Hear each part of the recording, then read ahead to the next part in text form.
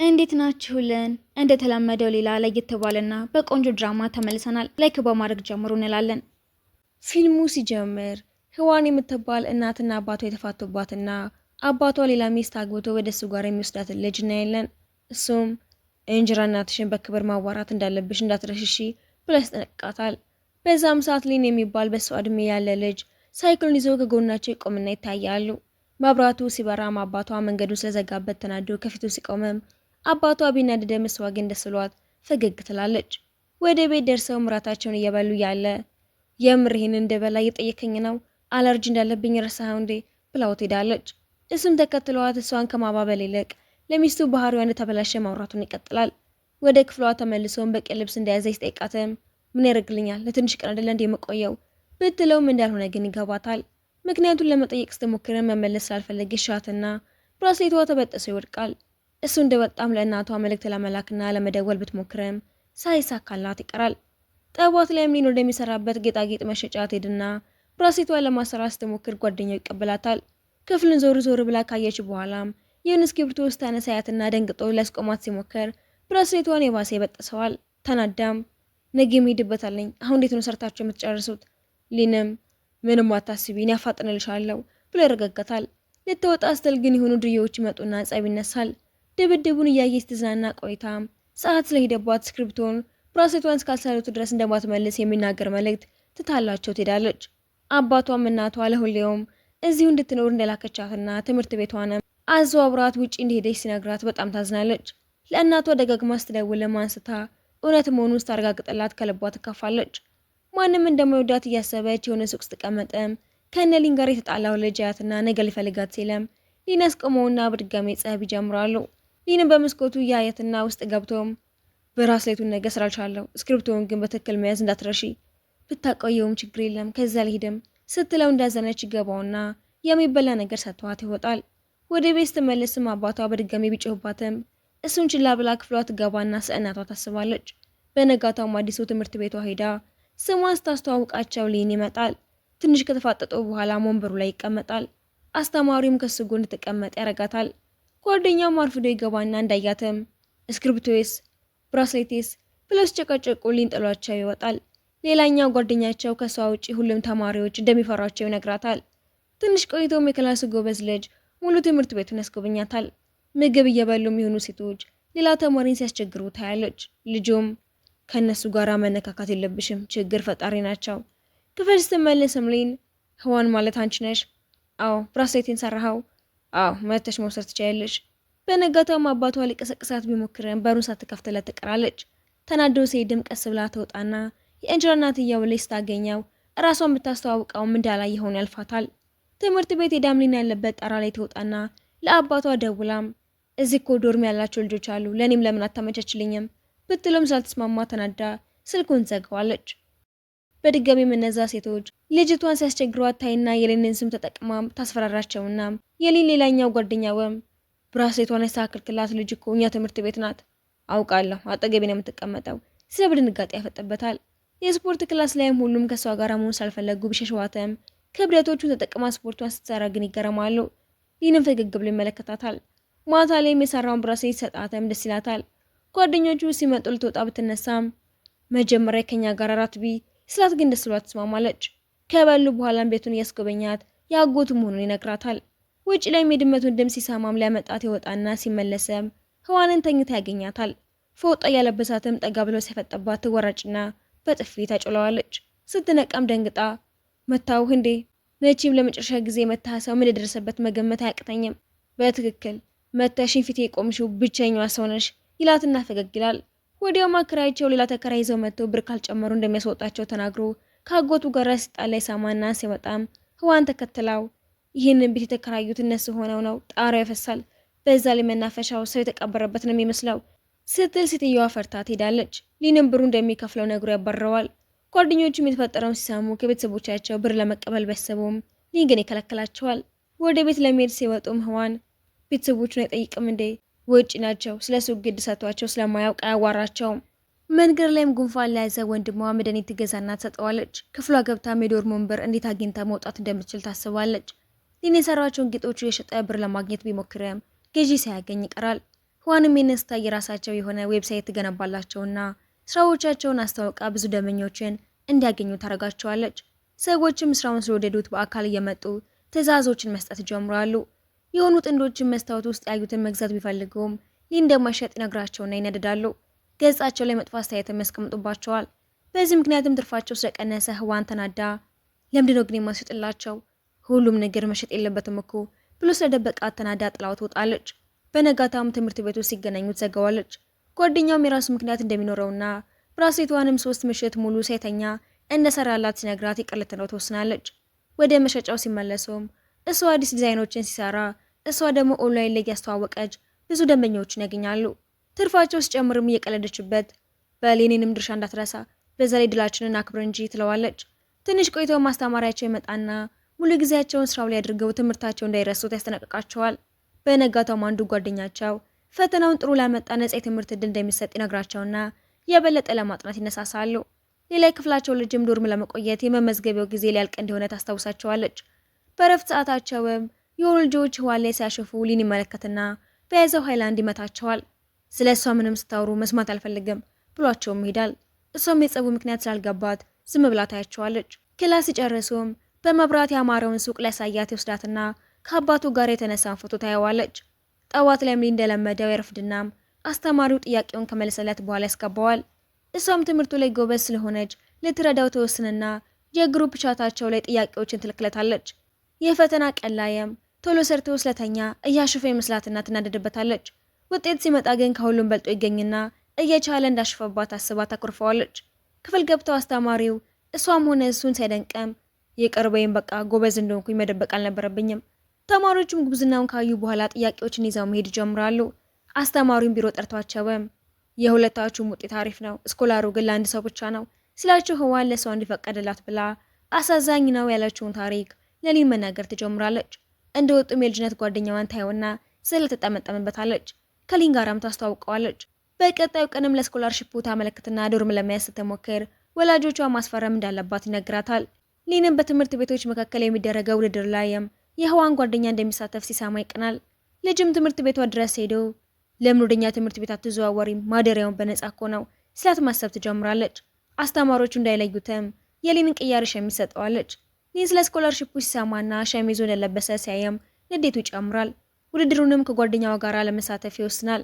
እሷ እንዳትሄድ ብሎም በወላጆቿ ቦታ ላይ መፈረሙ ስታይ ትገረማለች።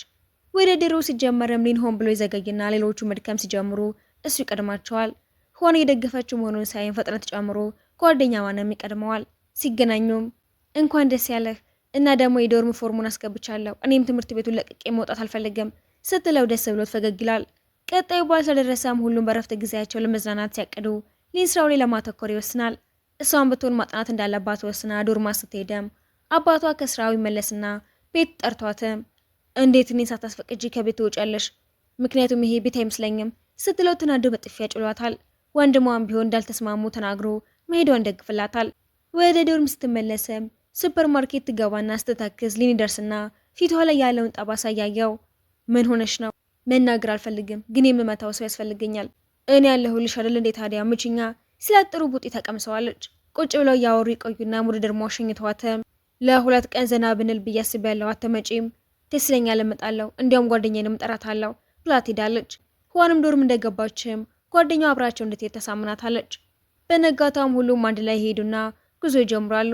ሲደርሱም ለሴቶቹ ለብቻ ማደሪያ እንደዘጋጁ ያዩና ደስ ይላቸዋል።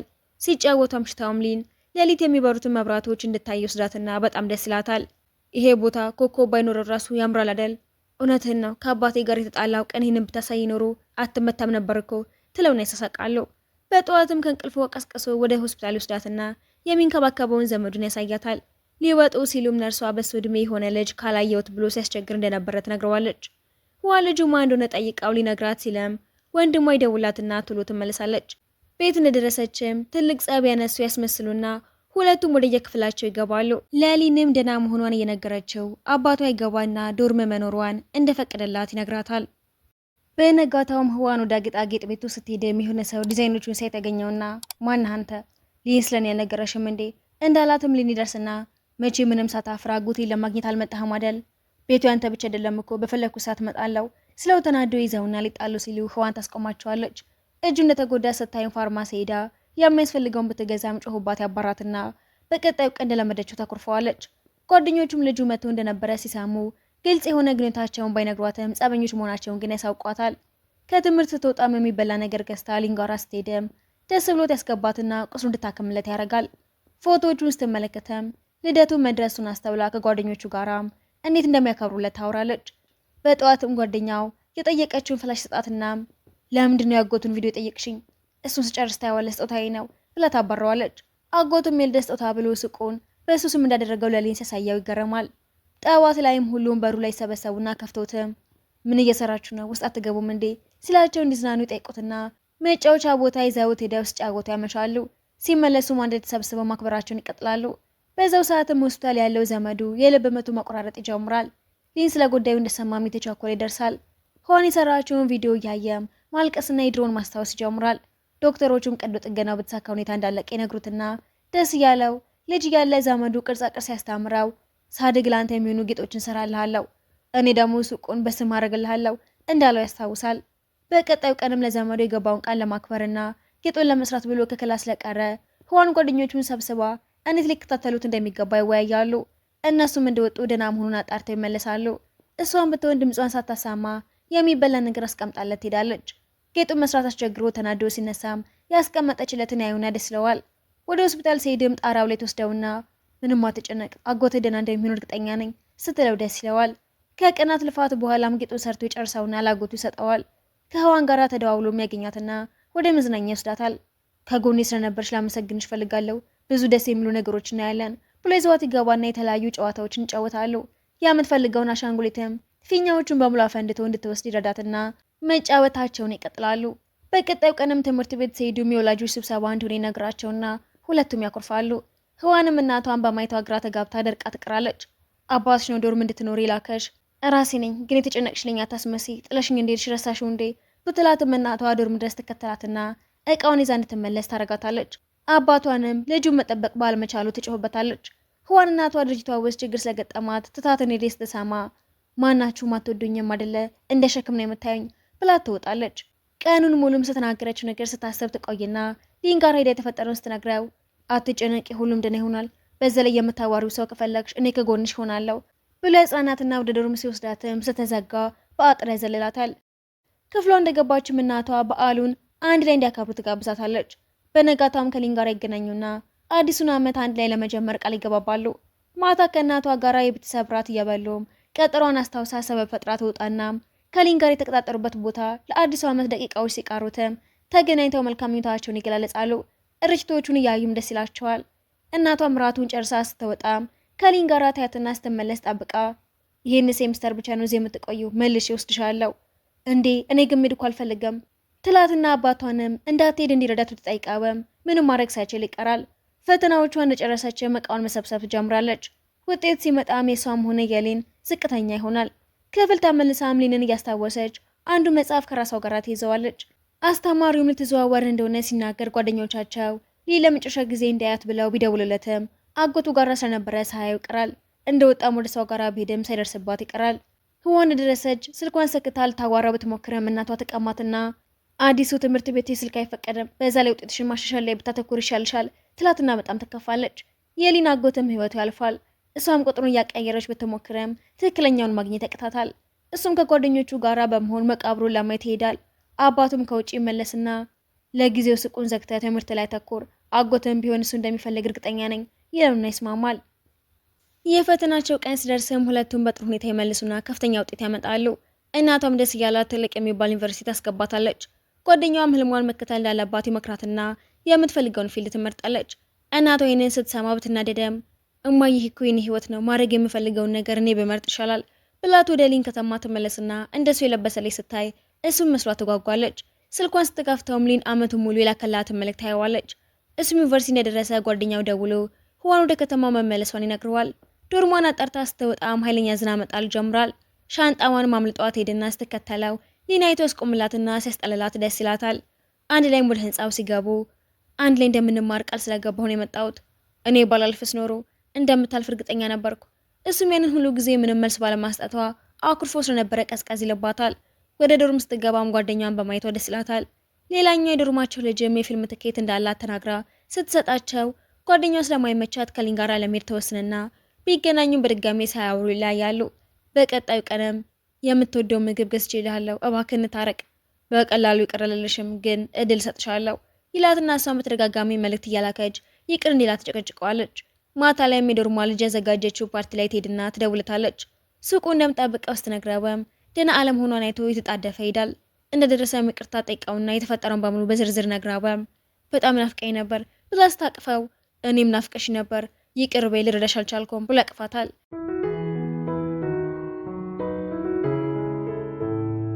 ጠዋት ከእንቅልፏ ስትነቃም ያደረገችውን ታስታውስና ታፍራለች። ወደ ክፍሏ ስትሄድም እንዲገናኙ ብሎ ሲደውልላት ክፍል እንደሆነ የተዋሸውና ከኋላዋ ስር ነበረ እና ክላሱ እንዴት ነው ስላት ታፍራለች።